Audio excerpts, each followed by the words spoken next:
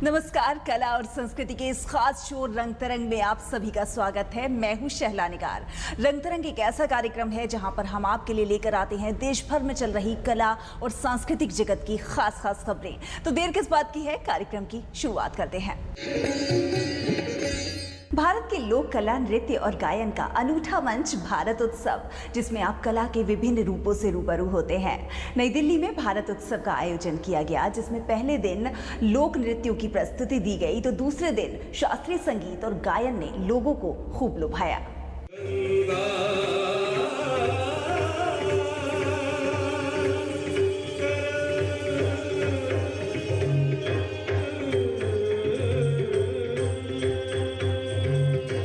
संगीत, नृत्य और नाटक कला की वे शैलियां हैं जो मानव मन को आनंदित कर देती हैं। और बात लोक नृत्य और लोक कला की हो तो इसके जरिए कलाकार अपने क्षेत्र की सभ्यता और संस्कृति को खूबसूरत अंदाज में अपनी कला के जरिए जब प्रदर्शित करता है तो वाकई हर किसी को आकर्षित करता है। कुछ ऐसे ही खूबसूरत रंगों को समेटे कला, नृत्य और संगीत का कार्यक्रम नई दिल्ली में हुआ। जी हाँ, दूसरे भारत उत्सव का आयोजन दिल्ली के इंडिया हैबिटेट सेंटर में किया गया, जिसमें कला के क्षेत्र की नामी गिरामी हस्तियों ने शिरकत की। पहले दिन के कार्यक्रम की शुरुआत बेहद शानदार अंदाज में हुई। कार्यक्रम में शास्त्रीय नृत्य प्रस्तुत किया गया। नृत्यांगना प्रतिभा पांडा ने ओडिसी नृत्य प्रस्तुत किया।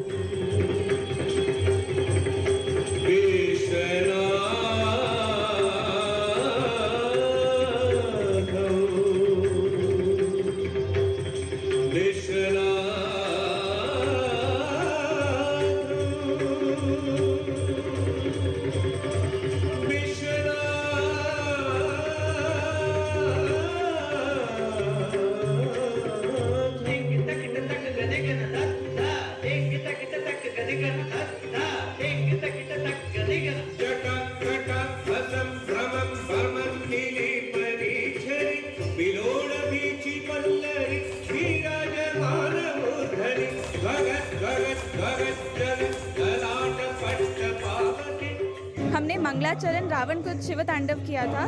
मंगलाचरण एक स्टार्टिंग का इन्वोकेटरी डांस है। ये भगवान की आराधना में किया जाता है। और जो रावण कुच शिव तांडव है वो जो महान रावण है उन्होंने लिखा था शिव जी की भक्ति में, और हमने इस प्रस्तुति को प्रस्तुत किया था। राग पहाड़ी और दरबारी है और इसका ताल एक ताली है।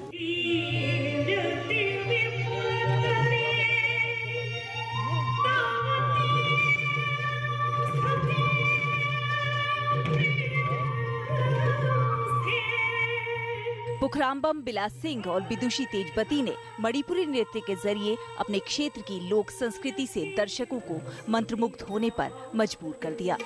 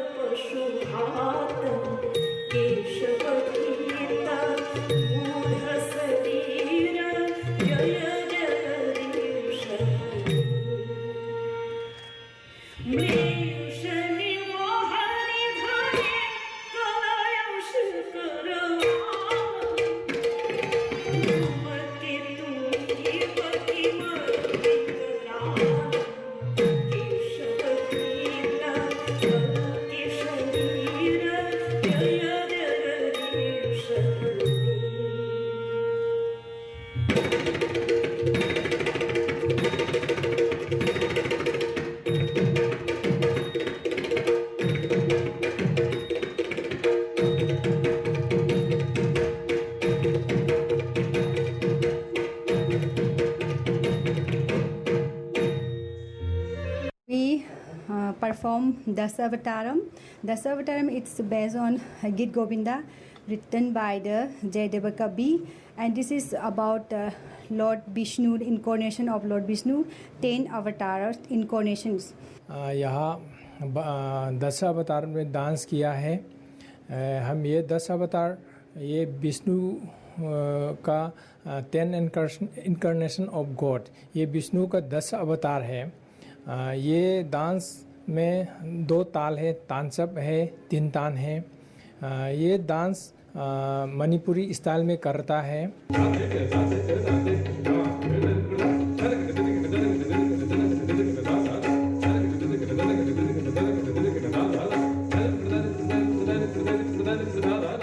शोभना नारायण ने जब कथक की थाप छेड़ी तो हर किसी का मन नाच उठा।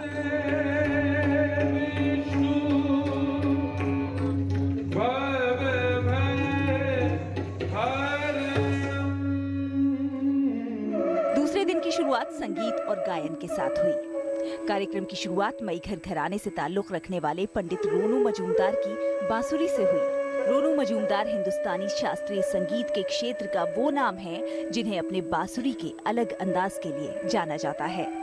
उन्हें बांसुरी को नौजवानों से जोड़ने का श्रेय भी दिया जाता है।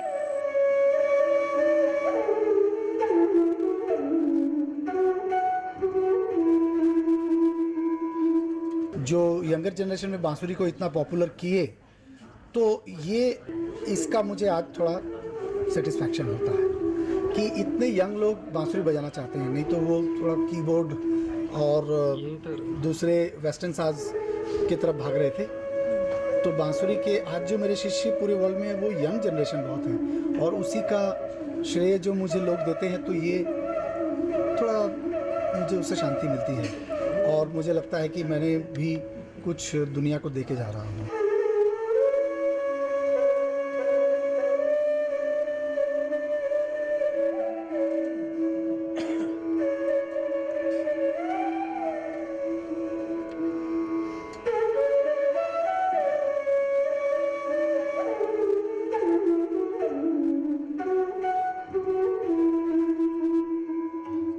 देवधारा की ओर से आयोजित किए गए इस कार्यक्रम में शास्त्रीय संगीत की शानदार प्रस्तुति ने दर्शकों को अंत तक बांधे रखा।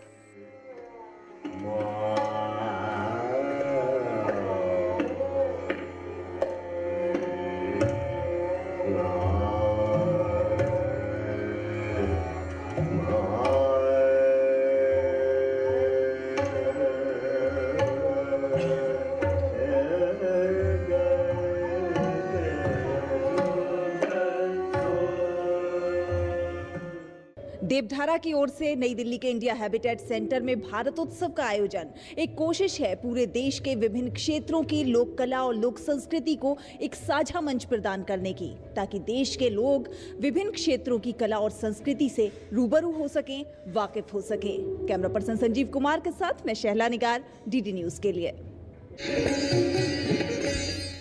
किसानों के लिए समर्पित किसान चैनल के 1 वर्ष पूरा होने के मौके पर नई दिल्ली में भव्य समारोह का आयोजन किया गया। इसमें जहां गणमान्य हस्तियों ने शिरकत की, तो वहीं रंगारंगी कार्यक्रम भी प्रस्तुत किए गए।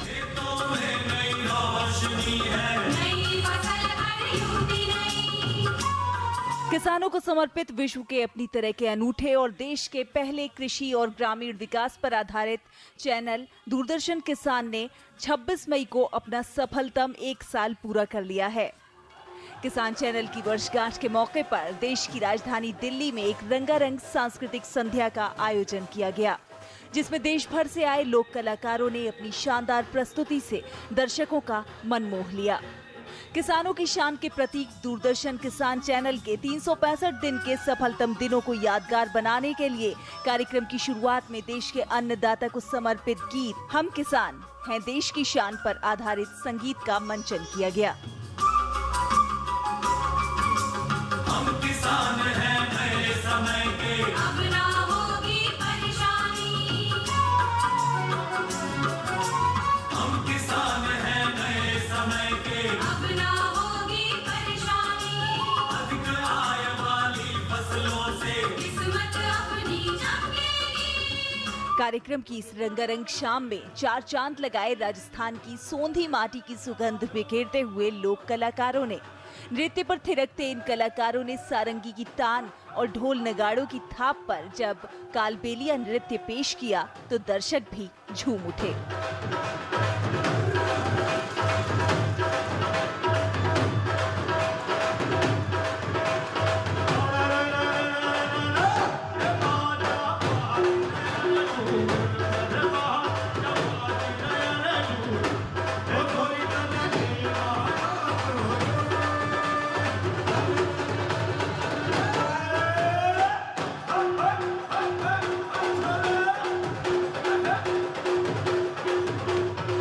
राजस्थान में विषम परिस्थितियों में खुश रहकर जीवन जीने की कला को दर्शाते मयूरी लोक नृत्य नाचे गोरी नाचे ने भी दर्शकों को खूब रोमांचित किया।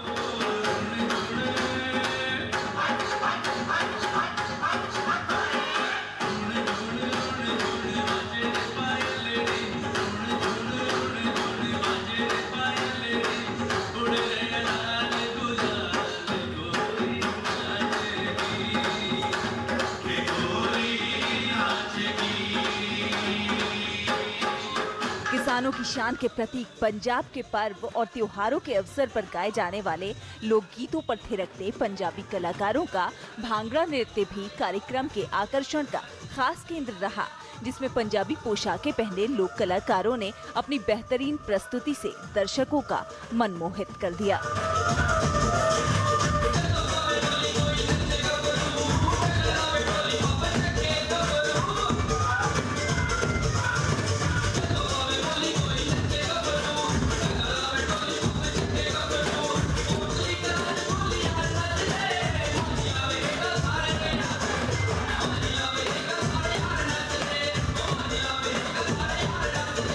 कार्यक्रम की झलकियों में हिमाचल के लोक कलाकारों द्वारा देश के किसान की सलामती और धन धान्य से पूर्ति के लिए अपने इष्ट देव को खुश करने के लिए तन और मन को मोहित कर देने वाला पारंपरिक नृत्य पेश किया, जिससे दर्शक भी भाव विभोर हो उठे। देश के किसानों को समर्पित सांस्कृतिक कार्यक्रमों की सुनहरी शाम में लोक कलाकारों की रंगारंग प्रस्तुतियों ने न केवल देश भर से आए किसानों का भरपूर मनोरंजन किया, बल्कि देश की सदियों पुरानी सांस्कृतिक विरासत से रूबरू करवाकर विविधता में एकता के दर्शन भी करवाए। शहला निगार, डीडी न्यूज, रंग तरंग।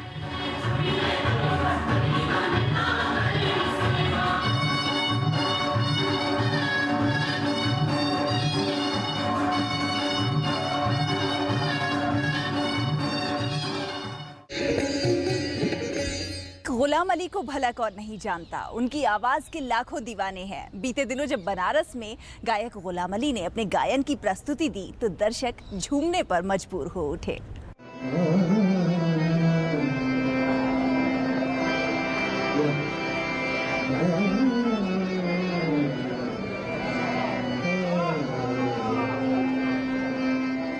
गजल गायक गुलाम अली की प्रस्तुति को न केवल पाकिस्तान, भारत, नेपाल और बांग्लादेश में, बल्कि अमेरिका, ब्रिटेन और मिडिल ईस्ट के दक्षिण एशियाई लोगों के बीच भी काफी पसंद किया जाता है। उनके द्वारा गाई गई गजलों को भारतीय सिनेमा में भी महत्वपूर्ण जगह मिली है।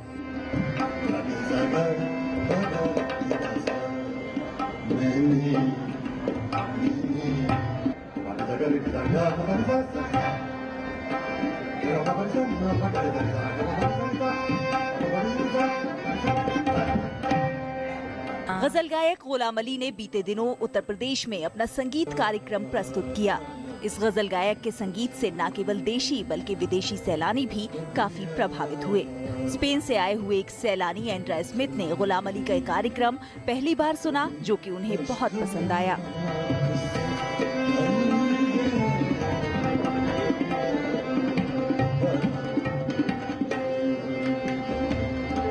Well, I just seen the concert of Ghulam Ali, and in fact, I never heard about him, but it's my first time here, and I really like it. उन्हें बहुत बार रेडियो पे सुना था, टीवी पे सुना था, पर कभी लाइव नहीं देखा था। आज पहली बार उनको देखने का मौका मिला, और मैं कहूँगा कि he is famous for certain reason. इस कार्यक्रम में गुलाम अली ने अपने गीतों की शानदार प्रस्तुति से दर्शकों का दिल जीत लिया।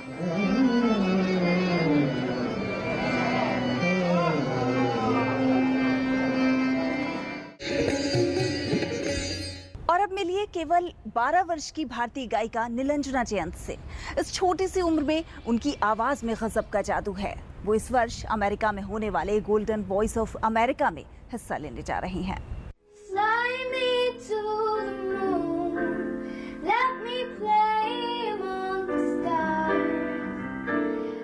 गोल्डन वॉइस ऑफ अमेरिका के लिए परफॉर्म करना किसी संगीतकार के लिए प्रतिष्ठा की बात होती है।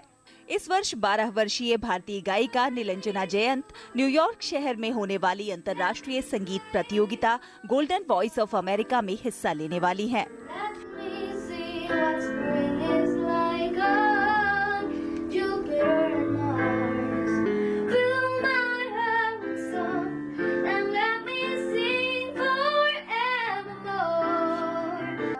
कर्नाटक के बेंगलुरु शहर की रहने वाली इस गायिका का चयन आयोजकों द्वारा ऑडियो क्लिप के आधार पर किया गया है, जिसे उन्होंने प्रतियोगिता के लिए जमा करवाया था। जयंत ने बेंगलुरु के ताकेडमी संगीत अकादमी से पश्चिमी संगीत की शिक्षा ग्रहण की है। जयंत के अनुसार कार्नेगी हॉल में जाकर कार्यक्रम प्रस्तुत करने के लिए उनका चयन होना उनके लिए बहुत महत्वपूर्ण है और वो इससे बहुत उत्साहित भी हैं और बहुत खुश भी। वो अपनी प्रस्तुति को बेहतर बनाने के लिए कड़ी मेहनत कर रही हैं।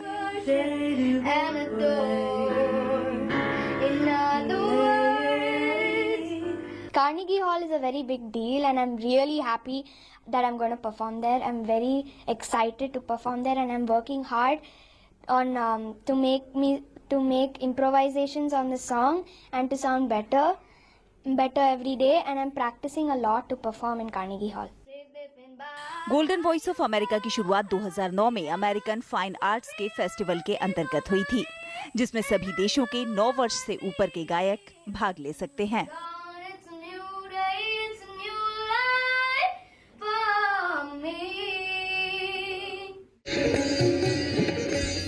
कला माध्यम होती है कलाकार के विचारों को प्रदर्शित करने का। कलाकार बड़ी ही आसानी से रंगों और ब्रश के माध्यम से अपने मन में कौंधते विचारों को कैनवास पर उकेर देता है। इसमें कहीं आस्था की झलक होती है तो कहीं प्रेम और कहीं वास्तविकता का चित्रण भी।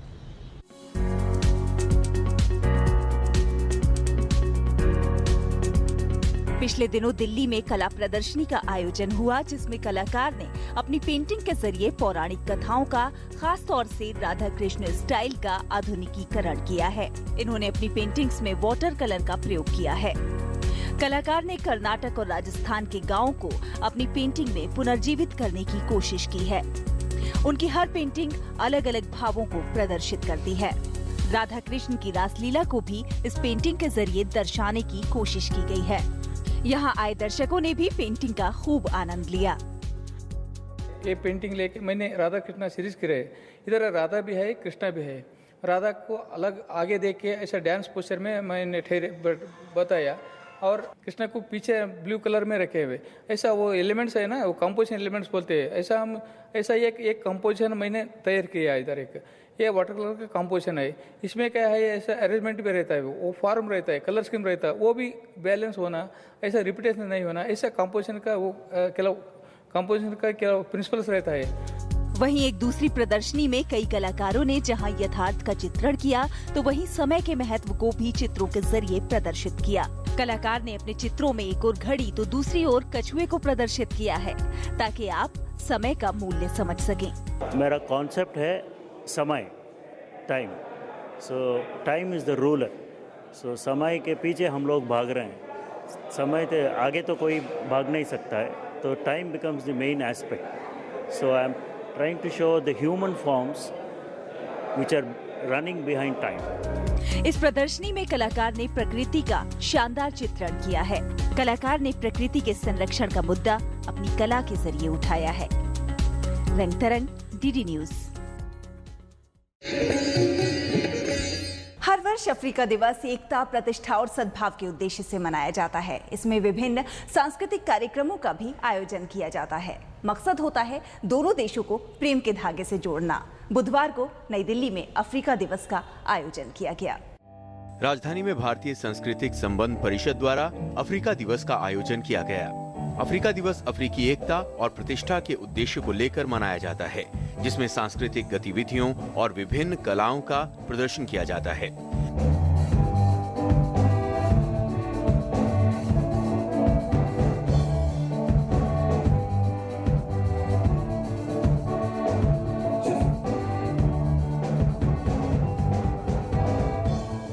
इस अवसर पर अफ्रीकी देशों से आए हुए राजदूतों, उच्चायुक्तों एवं अन्य गणमान्य लोगों ने इस आयोजन में शिरकत की।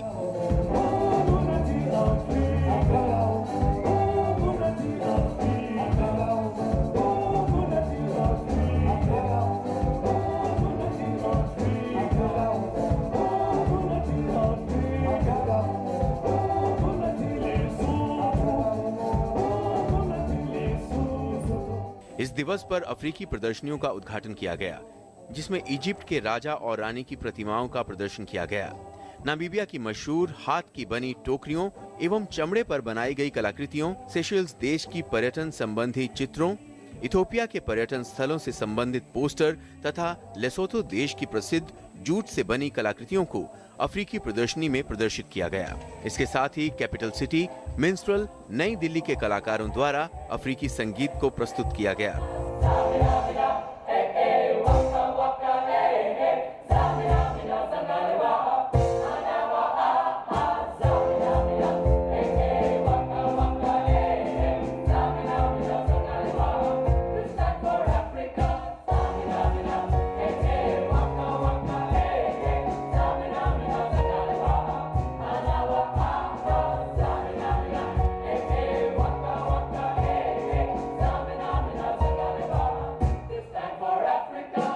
इसके अलावा अफ्रीका के लिकाकापा समूह के कलाकारों द्वारा सांस्कृतिक नृत्य को प्रस्तुत किया गया। ये कार्यक्रम संगीत, एफ्रो जैज और हिप हॉप का मिश्रण है, जो युवाओं के लिए विशेष आकर्षण का केंद्र रहा। इस कार्यक्रम का उद्देश्य अफ्रीका की विविधता, सफलता तथा भारत और विश्व के अन्य देशों के साथ उनकी सांस्कृतिक जीवंतता को उजागर करना है।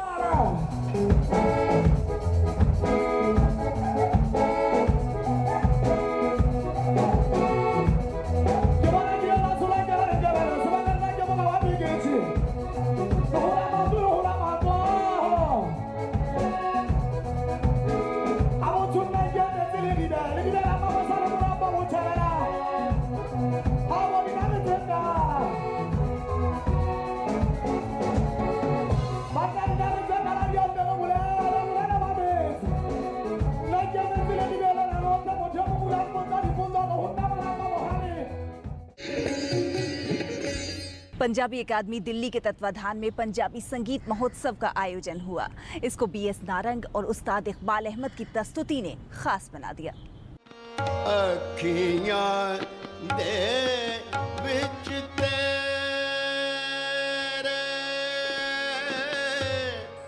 दिल्ली में एक बार फिर पंजाबी अकादमी द्वारा पंजाब के पारंपरिक संगीत उत्सव का आयोजन किया गया। ये उत्सव हर साल पंजाबी भाषा को प्रफुल्लित करने और युवा पीढ़ी को पारंपरिक गीत संगीत से रूबरू कराने के मकसद से आयोजित कराया जाता है।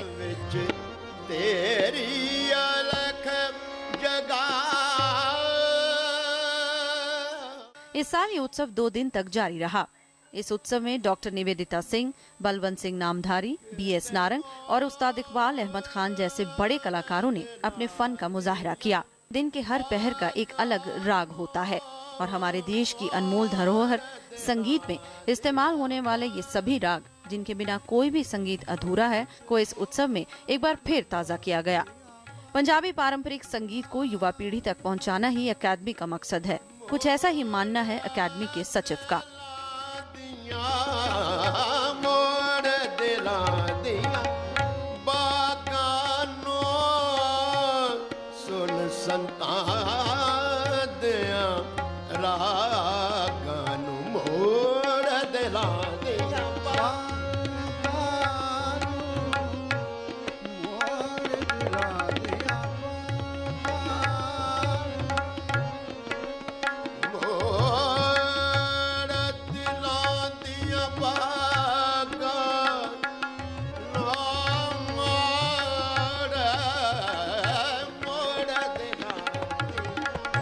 पंजाबी का जो परंपरागत संगीत है और जो पंजाबी की परंपराएं हैं उनको अच्छे से संभाला जा सके,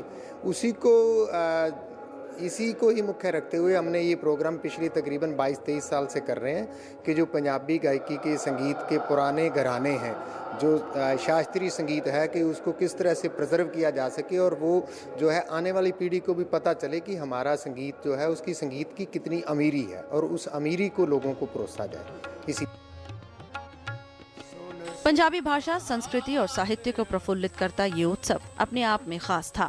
उम्मीद है ऐसे उत्सवों से ही जहां हम अपनी संस्कृति को बचा सकते हैं, वहीं इसका प्रचार प्रसार दुनिया भर में भी कर सकते हैं। ज्योतिका ग्रोवर, रंग तरंग।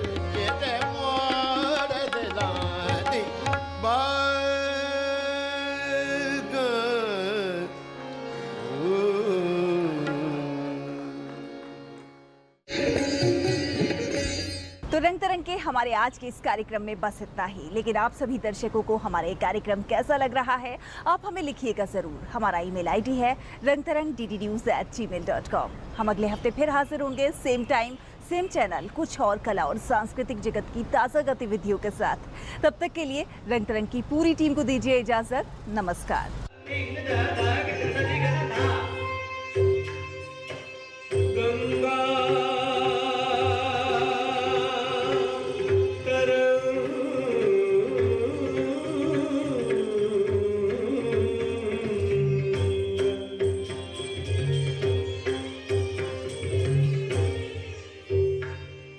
गंगा